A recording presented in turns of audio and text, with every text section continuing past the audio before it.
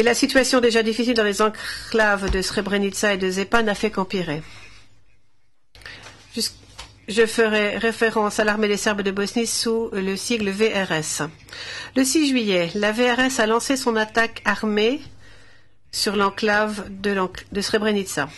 Attaque appelée Krivaja 95.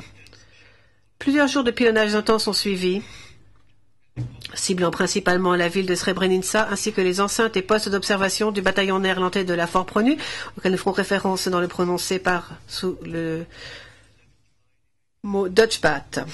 Le 11 juillet, l'enclave, y compris la ville même de Srebrenica, est tombée.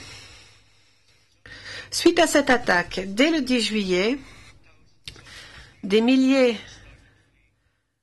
de musulmans de Bosnie désespérés ont commencé à fuir la ville de Srebrenica pour venir se réfugier dans l'enceinte du Dutchbat à Potocari.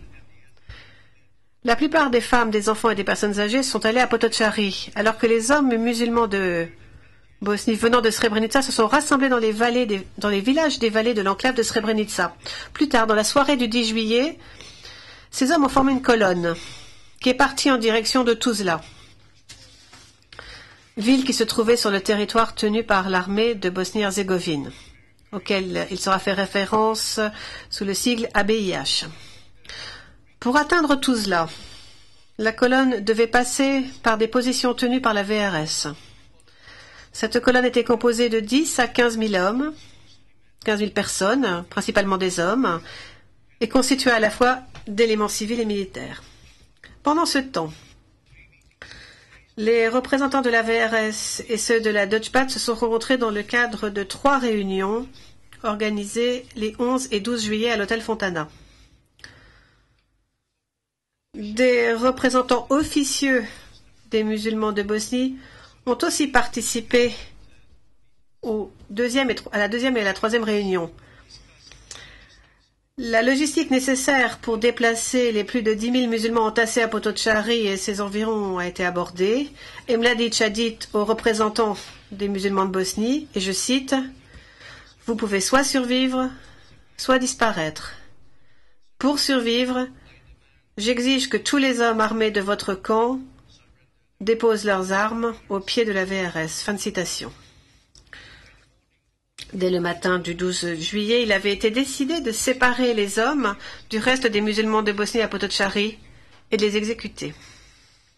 Ce même jour, la VRS a envoyé environ 50 autocars à Potocari, où les membres des forces des Serbes de Bosnie, c'est-à-dire les forces de la VRS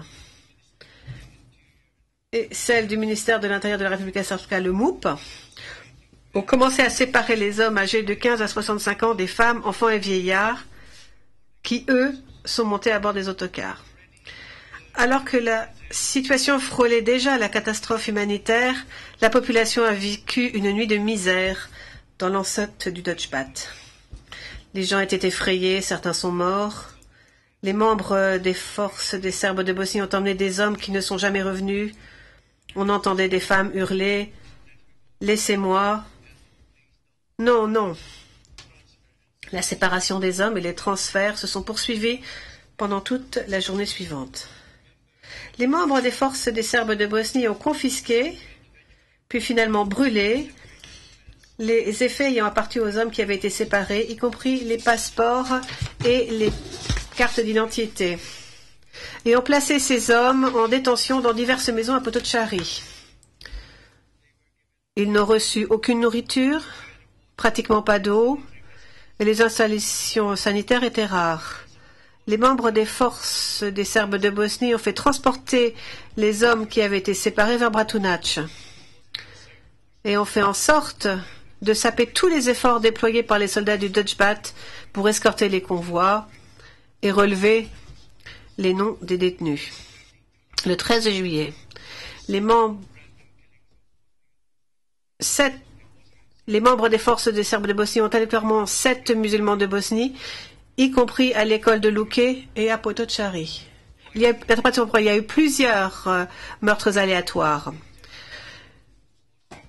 Ensuite, au soir du 13 juillet, entre 20 et 30 000 musulmans de Bosnie avaient été envoyés à bord d'autocars vers les territoires tenus par l'ABIH, et il ne restait plus un seul musulman de Bosnie, ni à Potocari, ni à Srebrenica. La Chambre de première instance a considéré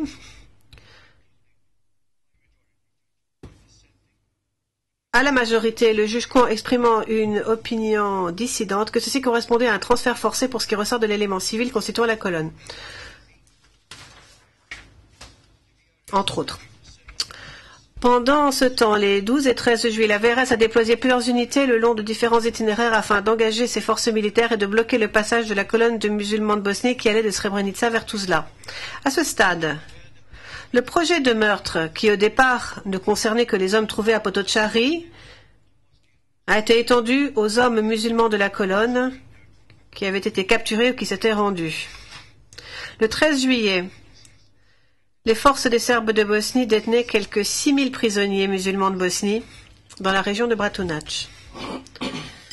Les prisonniers ont été obligés de donner leurs effets, qui comprenaient leur carte d'identité, leur portefeuille, leurs montres et leurs vivres. Ils ont été entassés, n'ont reçu que très peu d'eau et quasiment pas de nourriture. Les membres des forces des Serbes de Bosnie n'ont demandé aucun nom et n'ont constitué aucune liste. Certains de ces détenus ont été victimes de meurtres opportunistes. Le 13 juillet, le commandement de la VRS Ratko Mladic a donné un ordre qui en dit long, par lequel il interdisait que l'on filme ou que l'on photographie les prisonniers et que toute entité non autorisée ou non invitée n'ait accès à quoi que ce soit.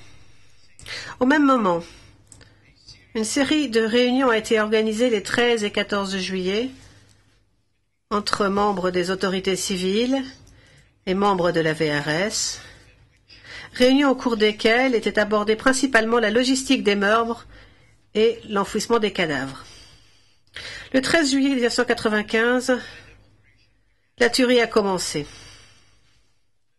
Les membres des forces des Serbes de Bosnie ont abattu des prisonniers musulmans de Bosnie sur les berges de la rivière Jadar, dans un endroit situé le long d'une route de terre dans la vallée de Tcherska, au QG de la brigade de Bratunac, auprès de Sandici, et dans et aux alentours de l'école Vukaradzic, dans l'école Vukaradzic. Le même jour, les prisonniers musulmans de Bosnie qui avaient été capturés ou qui s'étaient rendus alors qu'ils faisaient partie de la colonne près de Sandici ont été transportés de force, voire du marché vers l'entrepôt de Kravica, qui se situe aux alentours.